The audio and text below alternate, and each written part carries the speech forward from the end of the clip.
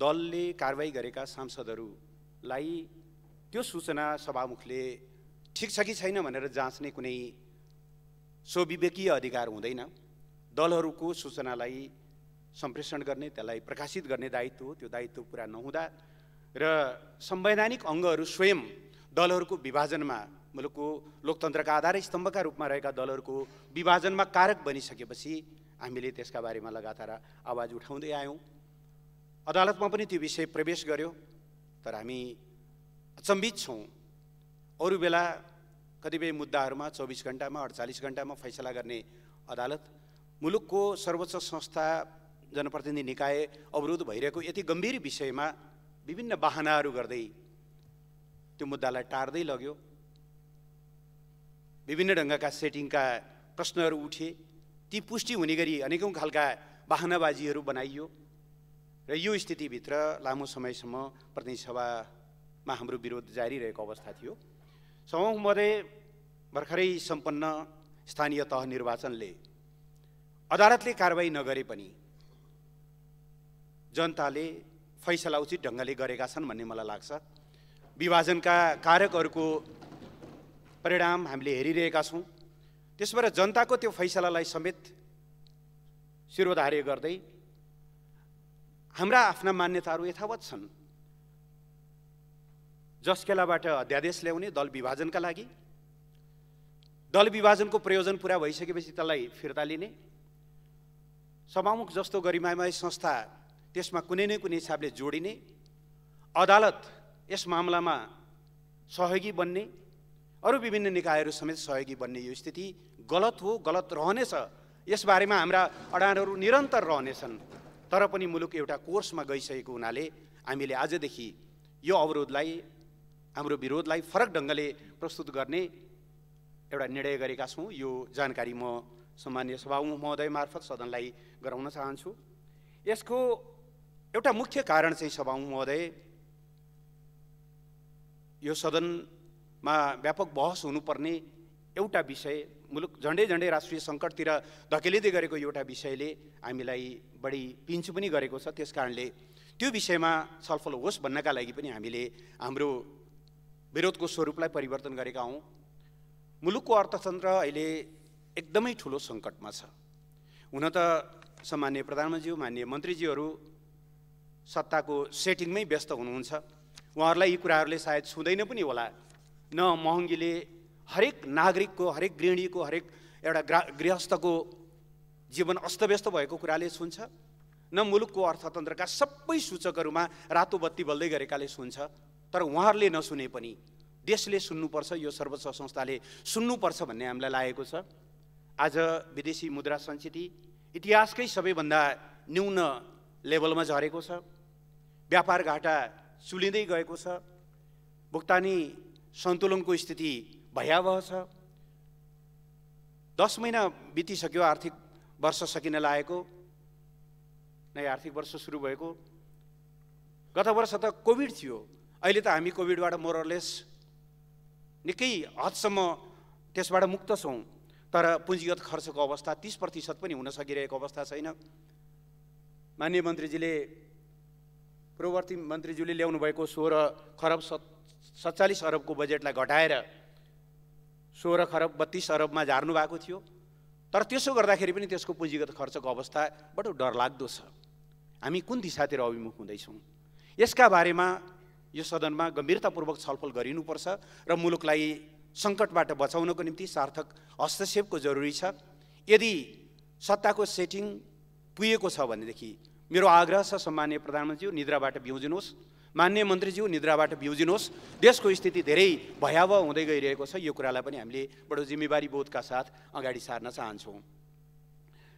अब यस्तो बेलामा सिङ्गो देशलाई आश्वस्त तुल्याउनु पर्ने, अन्तर्राष्ट्रिय दात्री संस्थाहरूलाई आश्वस्त तुल्याउने बेलामा सरकारको ध्यान अवैध स्रोतबाट आएका धनहरूलाई चोख्याउने, त्यसमा साबुन पानी दल्ने, त्यसलाई लाउन्ड्रिङ गर्ने तिर गयो।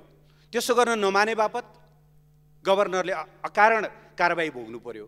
अहिले उहाँ आफ्नो काममा हुनुहुन्छ, तर पनि त्यो कुदृष्टि किन? हरेक स्वायत्त संस्थाहरूमाथि यो ढङ्गको हस्तक्षेप किन गर्नु आवश्यक भएको हो यो सरकारलाई? कहिले प्रधान न्यायाधीशमाथि, कहिले सुरक्षा निकायमाथि, कहिले राष्ट्र ब्याङ्क जस्तो, नेपाल राष्ट्र ब्याङ्क जस्तो स्वायत्त निकायमाथि यो ढङ्गको हस्तक्षेप गरेर मुलुकलाई कतातिर धकेल्न खोजिएको हामी बडो गम्भीर र चिन्तित पनि छौँ। यस्तो स्थितिमा देशको विश्वसनीयता गुम्न नदिनका निम्ति, अर्थतन्त्रलाई लयमा फर्काउनका लागि, यी रातो बल्दै गरेका बत्तीहरूलाई बिस्तारै पहेँलो हुँदै हरियो बनाउनका लागि एउटा नयाँ ढङ्गको बहस, नयाँ ढङ्गका आर्थिक हस्तक्षेपहरू, नयाँ ढङ्गका सोचहरूको जरुरी छ। त्यसको बारेमा हामीले समयक्रममा सदनमा सशक्त ढङ्गले आवाज उठाउने नै छौँ। निजी क्षेत्रले पनि यी आवाजहरू उठाइदियोस् भनेर प्रमुख प्रतिपक्ष दलसँग आग्रह गरेको छ। ती कुराहरू पनि समयक्रममा हामीले उठाउनेछौँ। त्यसबारे यो स्थिति धेरै गम्भीर बन्दै गएको कारणले पनि हामीले अब यस्तो स्थितिभित्र हाम्रा विरोधका स्वरूपहरूलाई, हाम्रा सङ्घर्षका स्वरूपहरूलाई फरक ढङ्गले अगाडि बढाउनुपर्छ र यस्ता गम्भीर र संवेदनशील विषयमा प्रतिनिधि सभामा छलफल, बहस, यसको बारेमा चाहिँ जीवन्त एउटा चाहिँ विमर्श हुनुपर्छ भन्ने हाम्रो निष्कर्ष रहेको कुरा पनि म जानकारी गराउन चाहन्छु। सम्माननीय सभामुख महोदय, स्थानीय तहको निर्वाचन अस्ति वैशाख 30 गते सम्पन्न भएको छ र मतगणना जारी छ। म सुरुमै यो निर्वाचनमा उत्साहपूर्ण ढङ्गले सहभागी भएर लोकतान्त्रिक अभ्यासलाई सुदृढ गर्न योगदान गर्नुहुने सबै मतदाताहरूलाई हार्दिक धन्यवाद दिन चाहन्छु। निर्वाचन आयोगलाई धन्यवाद दिन चाहन्छु। हामीलाई थाहा छ र धेरै कुराहरू अभिलिखित पनि छन्, सरकार निर्वाचन गर्न चाहँदैनथ्यो। अस्ति हाम्रो पार्टीका नेता, हाम्रो दलका अध्यक्षले, दलका नेताले बताइ पनि सक्नु भएको छ, औपचारिक रूपमै निर्वाचनलाई पर सार्नका निम्ति प्रस्तावहरू थियो।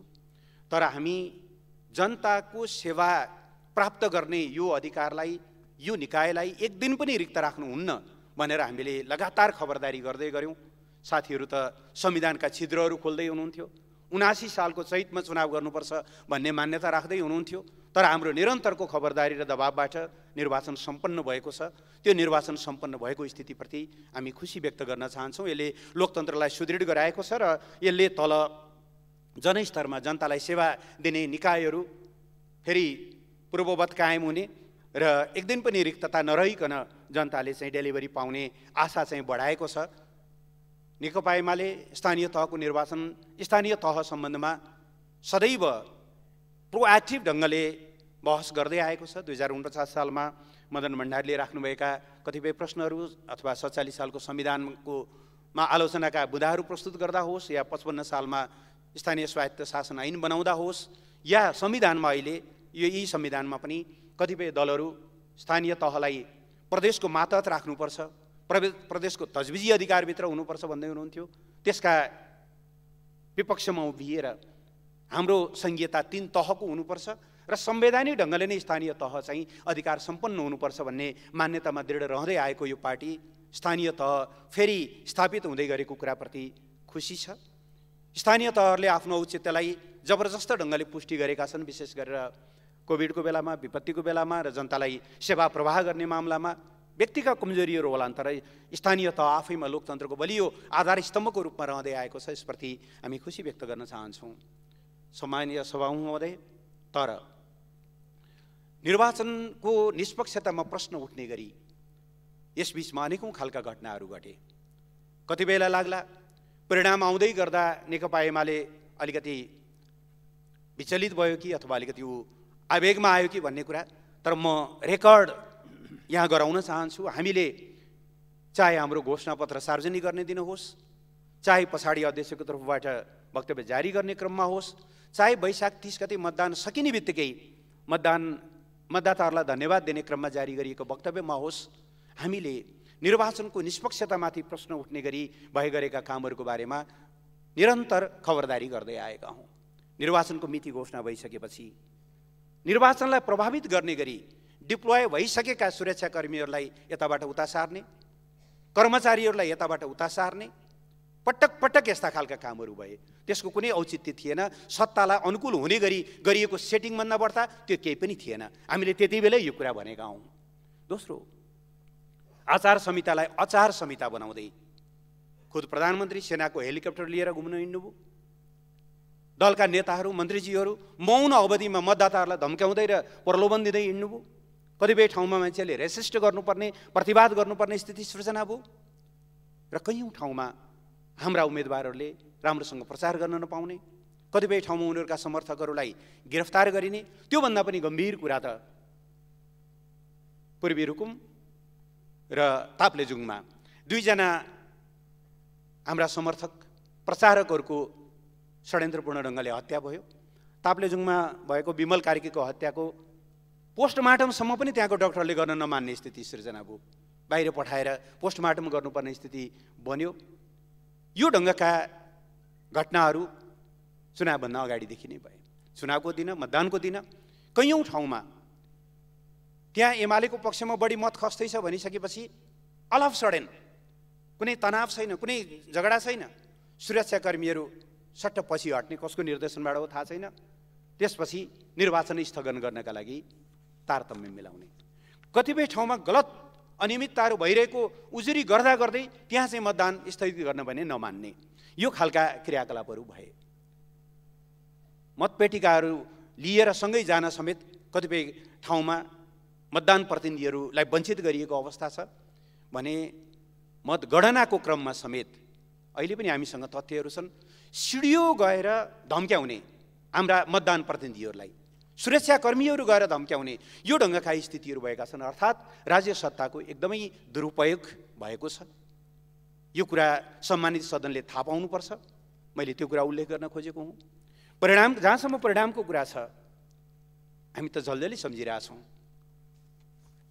नेताहरूका महान बाणीहरू, चुनावपछि एमालेलाई टर्च बालेर खोज्नुपर्छ, यो त धुलोमा पुरिन्छ, यो त मटियामेट हुन्छ, सखाप हुन्छ, यो स्थिति हामीले सुनेका थियौँ। गठबन्धन भयो। गठबन्धनसँग सङ्घर्ष गर्दै हामीले, मैले पछिल्लो अपडेट लिएको थिएँ, 322 पालिकाको परिणाम घोषणा भएको छ। त्यसमा हामी 49 भन्दा माथि विजय हासिल गरेका छौँ। त्यो झन्डै 30% हो। झन्डै 140 जति पालिकाहरूको मतगणना गर्न बाँकी छ। कतिपय ठाउँमा पुनः मतदान हुँदैछ आज।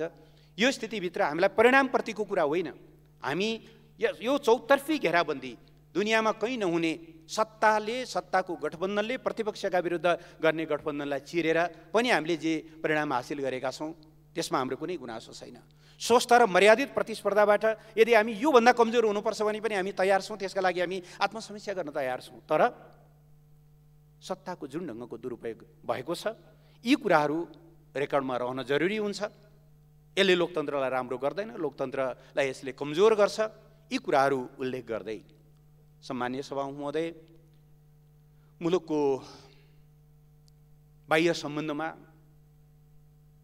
गम्भीर विचलन मैले देखिरहेको छु।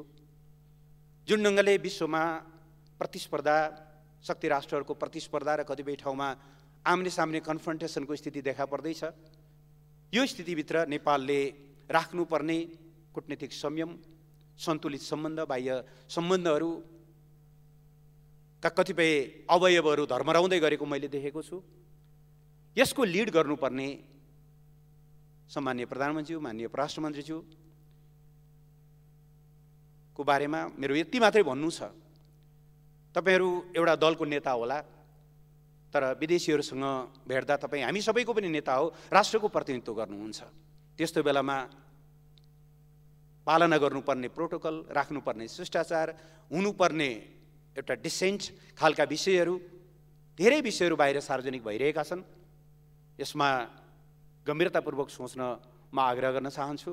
र अन्त्यमा फेरि एकचोटि नेकपा एमालेलाई विभाजन गरेर लोकतन्त्रलाई बलियो बनाउने जुन सपना जसले देख्नुभएको छ, त्यो किमार्थ पुरा हुने छैन। हामी धुलो टकटकाएर पनि फेरि उठ्नेछौँ र विभाजन गर्नका लागि जे जस्ता खालका क्रियाकलापहरू भए त्यसप्रति हाम्रो गम्भीर असहमति यथावत कायम रहेको र त्यसको विरोध हामीले फरक ढङ्गले निरन्तर गरिराख्ने। संविधान, लोकतन्त्र र जनाधिकार रक्षा गर्ने जिम्मेवारीसहित गठित वर्तमान सरकार संविधानको कार्यान्वयन, सङ्घीय प्रणालीको सबलीकरण, सुशासन प्रवर्धन र समावेशी आर्थिक विकासको मार्गमा अगाडि बढिरहेको छ। आर्थिक वर्ष 2079-80 को विनियोजन विधेयक तयार गरिरहँदा कोभिड-19 महामारीको असर न्यून हुँदै जनजीवन सामान्य बन्दै गएको छ। आर्थिक गतिविधि पुनस्थापित भई अर्थतन्त्र लयमा फर्किएको छ। केन्द्रीय तथ्याङ्क विभागले हालै सार्वजनिक गरेको प्रक्षेपण अनुसार चालु आर्थिक वर्षमा आर्थिक वृद्धि दर 5.84% हासिल हुने अनुमान गरेको छ। आर्थिक गतिविधिहरू सामान्य हुँदै गएको अवस्थामा उत्पादनशील क्षेत्रमा थप लगानी गरी तीव्र आर्थिक वृद्धि हासिल गर्ने र साधन स्रोतको वितरणलाई सन्तुलित र न्यायोचित बनाई सामाजिक न्यायको प्रत्याभूति गराउने वर्तमान सरकारको अटोट रहेको छ। विगत वर्षहरूदेखि नै व्यापार घाटा निरन्तर बढ्दै गएको छ। आन्तरिक उत्पादन अपेक्षाकृत बढ्न नसक्नु र दैनिक उपभोग्य वस्तुहरूको आयात बढ्दै जानु अर्थतन्त्रका लागि चुनौतीको रूपमा रहेको छ। आन्तरिक बजारमा बढेको मागको तुलनामा उत्पादन वृद्धि हुन नसक्दा खाद्यान्न, तरकारी, फलफुल जस्ता अत्यावश्यक वस्तुहरूको आपूर्तिका लागि समेत आयातमा भर पर्नुपर्ने अवस्था रहेको छ। खेतीयोग्य जमिन बाँझो रहने र युवाहरू रोजगारीका लागि विदेशिने अवस्था हाम्रो लागि चुनौतीको रूपमा रहेको छ। यसले उत्पादन र वितरण लगायत समग्र प्रणालीमा संरचनागत समस्या रहेको देखाउँछ। आगामी बजेट तथा कार्यक्रम मार्फत आयातलाई क्रमशः घटाउँदै आत्मनिर्भर अर्थतन्त्र निर्माण तथा निर्यात प्रवर्धन गर्नु अपरिहार्य रहेको छ। नेपालको संविधान अनुरूप सङ्घीय शासन प्रणाली संस्थागत हुँदै गएको छ। स्थानीय तहको निर्वाचन सम्पन्न हुने चरणमा रहेको छ। नेपालको संविधानले निर्दिष्ट गरे बमोजिम सङ्घ र प्रदेशको निर्वाचन समेत समयमै गराउन वर्तमान सरकार प्रतिबद्ध रहेको छ। सम्माननीय सभामुख महोदय, म अब विनियोजित विधेयक 2079 का सिद्धान्त र प्राथमिकता प्रस्तुत गर्ने अनुमति चाहन्छु। विनियोजन विधेयक 2079 को सिद्धान्त र प्राथमिकता तय गर्दा नेपालको संविधान 15औं योजना दिगो विकासका लक्ष्यहरू र वर्तमान सरकार गठन हुँदा जारी गरेको साझा न्यूनतम कार्यक्रमलाई मार्गदर्शनको रूपमा लिएको छु। साथै निरपेक्ष गरिबीको मारमा परेका कर्णाली, मधेस र सुदूरपश्चिम प्रदेश लगायतका मुलुकभरिका गरिब, दलित तथा सीमान्तकृत समूहसहित आम जनताको विकास र समृद्धिको आकाङ्क्षालाई सम्बोधन गर्ने गरी बजेटका सिद्धान्त र प्राथमिकता तय गरेको छु। विनियोजन विधेयक 2079 का सिद्धान्तहरू द्याहेबमोजिम रहेका छन्। सङ्घीय लोकतान्त्रिक प्रणालीको सुदृढीकरण। नेपालको संविधानले परिकल्पना गरे बमोजिम सङ्घीय शासन प्रणालीको आधारभूत मूल्य र मान्यताको परिधिभित्र रही सहकारिता, सहअस्तित्व र समन्वयको सिद्धान्तको आधारमा तिनै तहको आफ्ना अधिकार र कार्य जिम्मेवारी निर्वाह गर्न स्रोत हस्तान्तरण तथा परिचालन गरी सङ्घीयतालाई थप प्रभावकारी बनाइनेछ। सङ्घीय प्रणालीलाई सेवा प्रवाह र आर्थिक विकासको सम्भागको रूपमा स्थापित गरिनेछ। समष्टिगत आर्थिक स्थायित्व। राष्ट्रिय अर्थतन्त्रको जग बलियो बनाई सार्वजनिक ऋण तथा वित्तीय घाटा र मुद्रास्फीतिलाई वाञ्छित सीमाभित्र राख्दै समष्टिगत आर्थिक स्थायित्व कायम गरिनेछ। समाजवाद उन्मुख अर्थतन्त्र निर्माण। आगामी आर्थिक वर्षको बजेट नेपाली जनताको विकास र समृद्धिको आकाङ्क्षा पूरा गर्न तथा समाजवाद उन्मुख अर्थतन्त्रको आधार तयार पार्नमा केन्द्रित हुनेछ। सार्वजनिक सेवा प्रवाह रूपान्तरणकारी र ठूला पूर्वाधार निर्माण तथा सामाजिक क्षेत्रमा सरकारको लगानी वृद्धि गरिनेछ। संविधानले प्रत्याभूत गरेका मौलिक हक र राज्यका निर्देशक सिद्धान्त, नीति तथा दायित्वलाई मार्गदर्शनको रूपमा लिई उच्च, दिगो र फराकिलो आर्थिक वृद्धि हासिल गर्न आवश्यक छ। समतापूर्ण आर्थिक समृद्धि सहितको सामाजिक तथा सांस्कृतिक रूपान्तरणको लागि उपलब्ध स्रोत, साधन, पुँजी र प्रविधिलाई समग्र पुँजीको रूपमा परिचालन गरी उत्पादन, रोजगारी सिर्जना र समृद्धिको मार्गमा अघि बढ्ने ध्येयका साथ स्रोत साधन विनियोजन गरिनेछ। सन्तुलित र समावेशी आर्थिक विकास। मुलुकको सन्तुलित विकासको लागि दुर्गम क्षेत्रहरूमा सडक, खानेपानी, विद्यालय, स्वास्थ्य संस्था, साना सिँचाइ जस्ता आधारभूत पूर्वाधारमा लगानी एवं स्रोत परिचालन गरिनेछ। आर्थिक वृद्धिको लाभ महिला, दलित, अल्पसङ्ख्यक, पिछडिएको क्षेत्र, विपन्न वर्ग, अपाङ्गता भएका व्यक्ति तथा समाजका सबै वर्ग र समूहलाई पुर्याई समावेशी आर्थिक विकासको आधार निर्माण गरिनेछ। ग्रामीण विकास। मुलुकको आर्थिक उन्नतिका लागि ग्रामीण विकास अपरिहार्य रहेकोले कृषि, सडक, विद्युतीकरण, खानेपानी, स्वास्थ्य तथा शिक्षालाई ग्रामीण विकासको स्तम्भको रूपमा विकास गरिनेछ। ग्रामीण र शहरी क्षेत्रबीच अन्तर सम्बन्ध मजबुत बनाउन स्थानीय पूर्वाधार विकासमा लगानी केन्द्रित गर्नेछ। घरेलु तथा साना उद्योगका माध्यमबाट ग्रामीण क्षेत्रमा रोजगारी सिर्जना गरिनेछ। सामाजिक न्याय, समाजमा विद्यमान सबै प्रकारका विभेदको अन्त्य गरी सभ्य र समतामूलक समाजको निर्माण गर्न तथा साधन स्रोतको न्यायोचित वितरण मार्फत सामाजिक न्याय प्रत्याभूत गर्न बजेट निर्देशित हुनेछ। घरबार विहीन तथा भूमिहीन नागरिकहरूलाई सुरक्षित आवासको प्रबन्ध गर्ने व्यवस्था मिलाइनेछ। लक्षित वर्गको उत्थान र विकासका लागि कार्यक्रम तय गरी बजेट विनियोजन गरिनेछ। आत्मनिर्भर अर्थतन्त्रको निर्माण, आत्मनिर्भर अर्थतन्त्र निर्माणको लागि कृषि र उद्योग क्षेत्रको प्रवर्धनबाट आधारभूत उपभोग्य वस्तुहरूको उत्पादन वृद्धि गरिनेछ। तुलनात्मक लाभ एवं अग्र र पृष्ठ सम्बन्ध उच्च भएका स्वदेशी कच्चा पदार्थमा आधारित वस्तुहरूको उत्पादन वृद्धि गरी निर्यात परिवर्तन र आयात प्रतिस्थापन गरिनेछ। साथै अन्तर्राष्ट्रिय मूल्य श्रृङ्खलामा आबद्ध वस्तुहरूको उत्पादन नेपालभित्र गर्न आवश्यक वातावरण निर्माण तथा सहजीकरण गरिनेछ। विनियोजन कुशलता र मितव्ययिता, प्राथमिकता प्राप्त क्षेत्रमा पर्याप्त साधन उपलब्ध गराउन र विनियोजित बजेटको परिणाममुखी कार्यान्वयन सुनिश्चित गर्न विनियोजन कुशलता र संस्थागत क्षमता अभिवृद्धि गर्नुका साथै वित्तीय अनुशासन कायम गरिनेछ। आर्थिक तथा प्राविधिक हिसाबले सम्भाव्य देखिएका आयोजनाहरूमा मात्र बजेट प्रस्ताव गरिनेछ। अनुत्पादक क्षेत्रमा सरकारी खर्च कटौती गरी मितव्ययिता कायम गरिनेछ। सेवा प्रवाहमा सुधार र सुशासन प्रवर्धन, सार्वजनिक सेवा प्रवाहलाई सरल, जनमुखी र सेवाग्राही मात्री बनाइनेछ। सेवा प्रवाहमा सूचना प्रविधिको प्रयोग बढाइनेछ। भ्रष्टाचार र अनियमितता नियन्त्रण गरी सुशासन प्रवर्धन गर्दै सरकारप्रतिको जनविश्वास अभिवृद्धि गर्न बजेट लक्षित हुनेछ। साथै मानव अधिकारको रक्षा एवं शान्ति सुरक्षाको पूर्ण प्रत्याभूति गर्न साधन स्रोत परिचालन गरिनेछ। स्रोत परिचालनमा प्रभावकारिता, उत्पादनमुखी अर्थतन्त्रको प्रवर्धन गर्दै विद्यमान कर प्रणालीमा सुधार गरी कुल राजस्वमा आन्तरिक राजस्वको योगदान बढाउँदै लगिनेछ। आगामी बजेट मार्फत करको दायरा विस्तार, राजस्व चुहार नियन्त्रण र राजस्व प्रणालीमा थप सुधार गरी कर प्रणालीलाई दिगो बनाइनेछ। सार्वजनिक ऋणलाई राष्ट्रिय प्राथमिकता प्राप्त क्षेत्र, उत्पादनशील क्षेत्र तथा पुँजी निर्माणमा उपयोग गरिनेछ।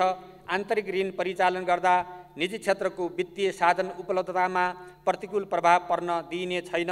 वैदेशिक सहायतालाई राष्ट्रिय प्राथमिकता र पुँजी निर्माणका क्षेत्रमा परिचालन गरिनेछ। सम्मान्य सभामुख महोदय, म अब विनियोजन विधेयक 2079 का प्राथमिकताहरू प्रस्तुत गर्ने अनुमति चाहन्छु। उत्पादन वृद्धि र पूर्वाधार निर्माणलाई आर्थिक समृद्धिको आधारको रूपमा लिई विनियोजन विधेयकका प्राथमिकता तय गरेको छु। कृषि क्षेत्रको विकास, कृषि उत्पादन वृद्धि गर्न कृषि अनुसन्धान, मल बिउ तालिम, प्राविधिक सहयोग, वित्तीय साधनमा पहुँच, अभिवृद्धि एवं कृषि सामग्री सहज रूपमा उपलब्ध गराउने, खेतीयोग्य सबै जमिनको उपयोग गर्न, भूमिगत तथा सतह सिँचाइ सुविधा विस्तार गर्ने, किसानहरूलाई समूह सहकारीमा सङ्गठित गर्दै जमिनको चक्लाबन्दी गरी सामूहिक प्रयोग गर्ने कार्यलाई प्राथमिकता दिने, कृषि उपजको बजार पहुँच विस्तार गर्ने, नस्ल सुधार र पशु स्वास्थ्य सेवा विस्तार गरी पशुपन्छीजन्य र माछाको उत्पादन प्रवर्धन गर्ने, औद्योगिक विकास र निजी क्षेत्र प्रवर्धन, अर्थतन्त्रमा औद्योगिक क्षेत्रको योगदान बढाउने, निर्माणाधीन औद्योगिक क्षेत्र र औद्योगिक ग्रामहरूको निर्माण कार्य सम्पन्न गरी सञ्चालनमा ल्याउने, उत्पादनमूलक उद्योग स्थापना र सञ्चालन गर्न प्रोत्साहन गर्ने, निजी क्षेत्रलाई आर्थिक वृद्धिको इन्जिनको रूपमा अगाडि बढाउन निजी क्षेत्रमैत्री नीति तथा कार्यक्रम निर्माण गर्ने, औद्योगिक विकासको लागि वैदेशिक लगानी प्रवर्धन गर्ने, घरेलु, लघु, घरेलु तथा साना उद्योगहरूको प्रवर्धन गर्ने, सार्वजनिक निजी साझेदारीमा समेत औद्योगिक क्षेत्र सञ्चालन गर्ने व्यवस्था मिलाउने। पूर्वाधार विकास, तीव्र आर्थिक वृद्धि र समावेशी एवं सन्तुलित आर्थिक विकासको आधारको रूपमा भौतिक पूर्वाधारको विकास गर्ने, राष्ट्रिय गौरव र रूपान्तरणकारी आयोजनाहरूको निर्माण समयभित्र सम्पन्न गर्ने, प्रमुख राजमार्गहरूको विस्तार र स्तरोन्नति तोकिएको समयभित्र सम्पन्न गर्ने, सडक पूर्वाधारको सुधार गरी यात्राको समय घटाउने, नयाँ प्रविधिमा आधारित टनेल तथा द्रुत मार्ग निर्माण कार्य अगाडि बढाउने, आन्तरिक विमानस्थल टर्मिनलहरूको स्तरोन्नति गर्ने, स्थानीय तहलाई राष्ट्रिय राजमार्गसँग जोड्ने कम्तीमा एउटा सडक 12 महिना यातायात चल्ने गरी निर्माण गर्ने, विद्यमान भौतिक पूर्वाधारहरूको नियमित मर्मत सम्हार गर्ने, पूर्वाधार निर्माणमा सार्वजनिक निजी साझेदारी अवधारणा अन्तर्गत निजी क्षेत्रलाई समेत सहभागी गराउने। ऊर्जा क्षेत्रको विकास।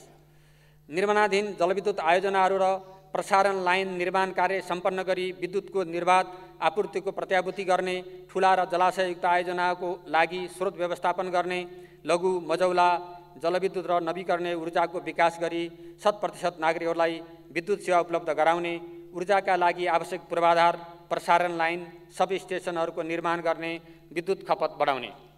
सामाजिक क्षेत्र। आधारभूत स्वास्थ्य सेवामा आम नागरिकको पहुँच सुनिश्चित गर्न स्वास्थ्य पूर्वाधार निर्माण गर्ने, स्वास्थ्य प्रणाली र जनशक्ति विकास गर्ने, स्वास्थ्य बिमा कार्यक्रमलाई सुधार गरी थप प्रभावकारी बनाउने, विद्यालय शिक्षाको गुणस्तर सुधार गर्न सार्वजनिक विद्यालयको भौतिक तथा प्राविधिक पूर्वाधारमा लगानी गर्ने, प्राविधिक एवं व्यावसायिक शिक्षा प्रवर्धन गर्ने, माध्यमिक शिक्षा हासिल गरेका विद्यार्थीहरूलाई आय आर्जन गर्न आवश्यक सिपयुक्त बनाउने, अनुसन्धान र विकासमा लगानी वृद्धि गर्ने, विश्व जगतमा नयाँ र उदयमान क्षेत्रमा उच्च शिक्षाको अध्ययनको अवसर स्वदेशभित्रै प्रदान गर्ने, सबै नागरिकलाई आधारभूत खानेपानी सेवा उपलब्ध गराउने। पर्यटन क्षेत्रको पुनरुत्थान। बाह्य पर्यटक आकर्षण गर्ने तथा आन्तरिक पर्यटन प्रवर्धन गर्ने, निर्माण सम्पन्न हुने चरणमा रहेका अन्तर्राष्ट्रिय विमानस्थलहरू सञ्चालनमा ल्याउने, कोभिड-19 महामारीबाट प्रभावित होटेल लगायत पर्यटन क्षेत्र सम्बद्ध व्यवसायको पुनरुत्थान गर्ने, पर्यटकीय पूर्वाधार विकासमा लगानी गर्ने, धार्मिक, सांस्कृतिक, साहसिक, मनोरञ्जनात्मक तथा पर्यापर्यटन विकास गर्ने, पर्यटन क्षेत्रमा गुणस्तरीय जनशक्ति विकास गर्ने, पुरातात्विक सम्पदाको संरक्षण गर्ने। सामाजिक सुरक्षा। सामाजिक सुरक्षा कार्यक्रमलाई दिगो बनाउने, सामाजिक सुरक्षाको कार्यक्रमको कार्यान्वयनलाई एकीकृत रूपमा सञ्चालन गर्ने, स्रोत र साधनमा सीमान्तकृत अल्पसङ्ख्यक तथा विपन्न वर्गको पहुँच अभिवृद्धि गर्ने, महिलालाई आर्थिक र सामाजिक रूपमा सशक्त बनाउने, उत्पादन र वितरणको उचित संयोजनबाट आय असमानता कम गर्ने र गरिबी निवारण गर्ने। जनसाङ्ख्यिक लाभको उपयोग। उपलब्ध जनसाङ्ख्यिक लाभको भरपूर प्रयोग गर्ने, आर्थिक रूपले सक्रिय जनशक्तिलाई आन्तरिक रोजगारीका अवसर प्रदान गर्ने, सिपमूलक तालिम र क्षमता विकासका कार्यक्रम मार्फत स्वरोजगारका अवसरहरू सिर्जना गर्ने, शिक्षित युवालाई व्यावसायिक र प्रविधियुक्त बनाई उत्पादनशील क्षेत्रमा परिचालन गर्ने। अन्तर्राष्ट्रिय सम्बन्ध र साझेदारी। राष्ट्रिय हितलाई केन्द्रमा राखी छिमेकी मुलुक लगायत सबै मित्र राष्ट्रहरूसँग सन्तुलित कूटनैतिक सम्बन्ध कायम गर्ने, आर्थिक कूटनीति प्रवर्धन गर्ने, अन्तर्राष्ट्रिय मञ्चमा नेपालको उपस्थिति थप प्रभावकारी र सशक्त बनाउने, बहुपक्षीय द्विपक्षीय सहकार्य मार्फत वैदेशिक लगानी प्रवर्धन गर्ने, जलवायु परिवर्तन र विपद व्यवस्थापन। जलवायु परिवर्तन सम्बन्धी राष्ट्रिय तथा अन्तर्राष्ट्रिय प्रतिबद्धता कार्यान्वयन गर्ने, जलवायु परिवर्तनको प्रतिकूल असर न्यून गर्न वातावरणीय अनुकूलनका कार्यक्रम सञ्चालन गर्ने, वन क्षेत्रको दिगो विकास, उपयोग र वातावरण संरक्षण गर्ने, कार्बन उत्सर्जन न्यून गर्ने, विपद व्यवस्थापनका लागि पूर्व तयारी मार्फत जोखिम न्यूनीकरण गर्ने र आकस्मिक रूपमा आइपर्ने विपदका घटनाहरूमा तत्काल राहत र पुनर्स्थापनाका कार्यक्रमहरू सञ्चालन गर्ने। अन्त्यमा मैले प्रस्तुत गरेका सिद्धान्त र प्राथमिकताको आधारमा तयार हुने बजेटले आत्मनिर्भर अर्थतन्त्रको निर्माण एवं समावेशी आर्थिक विकास र समृद्धिको लागि योगदान पुग्ने विश्वास लिएको छु। साथै यसबाट सङ्घ, प्रदेश र स्थानीय तहबीच प्रभावकारी समन्वय र सहकार्यमा सङ्घीय प्रणालीको सुदृढीकरण एवं सुशासन प्रदान गर्न सहयोग पुग्नेछ।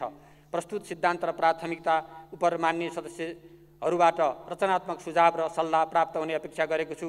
मान्य सदस्यज्यूहरूबाट प्राप्त हुने सुझाव र सल्लाह आगामी आर्थिक वर्षको बजेट तर्जुमा मार्गदर्शनको रूपमा लिने विश्वास दिलाउन चाहन्छु। सम्मान्य सभामुख महोदयको अनुमतिले आर्थिक वर्ष 2079-80 को लागि विनियोजन विधेयकका सिद्धान्त र प्राथमिकता सम्बन्धमा कर प्रस्ताव बाहेक छलफल गरियोस् भनी प्रस्ताव प्रस्तुत गर्दछु। धन्यवाद।